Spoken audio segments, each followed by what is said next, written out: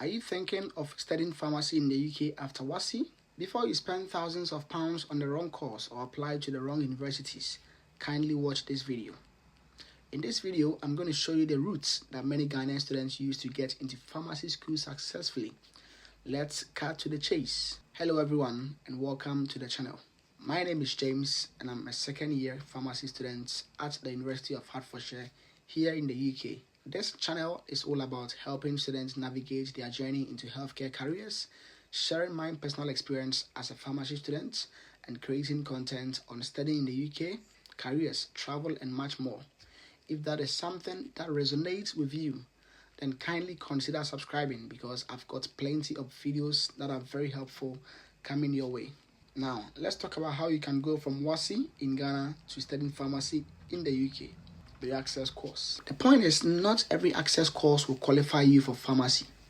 Some are designed for nursing, social work, or other healthcare professionals, but may not contain relevant chemistry components. When choosing a college, don't just ask whether they offer an access course.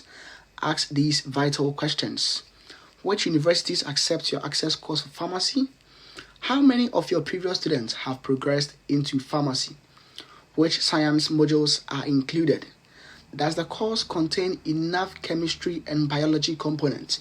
Because these are the very components that you will come across in your university courses. These questions are fundamentally important because your access course determines which university you can apply to later. Personally, I always advise students to spend much time researching before enrolling. A few extra weeks of research can save you an entire year. Getting the right grades. Once you've enrolled, your focus should be simple. Aim for the highest grades possible. Pharmacy, as we all know, is a competitive course. Don't aim to scrape through. Aim for the distinctions throughout your course. If you're applying to highly competitive universities, try to achieve ideally around 30 distinctions or more, particularly in your chemistry-related modules. Good grades don't just improve your chances of getting offers. They also give you more university to choose from. The harder you work during your access course, the more options you would have later. Gain work experience. The next step is gaining the work experience. This is something that is often understated and overlooked. Try to gain relevant work experience in community pharmacy, hospital pharmacy, or even the GP practice where pharmacists work. During your placement, ask the vital and relevant questions. Observe how pharmacists communicate with patients and interact with other healthcare professionals. Learn how medicines are checked for accuracy and for clinical errors. Understand how prescriptions are processed.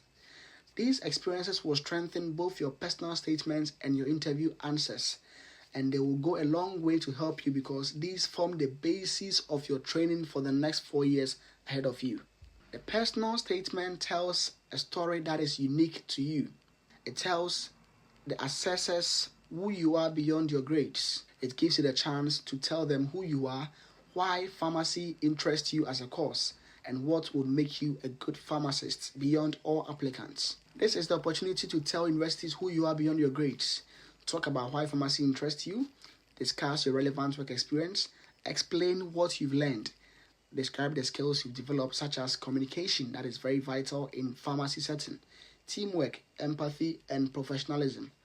Admission tutors don't want a list of achievements. They want to understand your motivation and whether you have reflected on your experience. Always write honestly. Your own story is much more powerful than copying someone else's. It gives you the right to tell a story in your own voice. Applying to universities. When it's time to apply, don't make the mistake of applying only to the most competitive universities. Research each university carefully. Look at their entry requirements. Check whether they accept your access qualification. You can do this by emailing them. Be strategic. Include ambitious choices. Include realistic choices, but also include safer options. That approach gives you the best chance of receiving multiple offers. Preparing for interviews. If you are invited for an interview, congratulations, you've achieved the milestone. Now, the preparation begins. University may ask questions like, why have you chosen pharmacy of all the courses? Why have you chosen this particular university? What makes a good pharmacist? What have you learned from your work experience? How would you handle an ethical situation? And also, ultimately, what makes you a best candidate among all of your colleagues? Don't memorize your answers word for word. Instead, understand the profession and speak naturally about your own experiences. Confidence comes from preparation. Final advice: if there is one thing I want you to remember after watching this video, it is the fact that your journey starts with choosing the right access course. Take your time.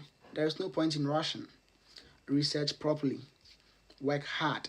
Gain the relevant experience in the relevant settings. It doesn't necessarily have to be in the workplace where you want to work.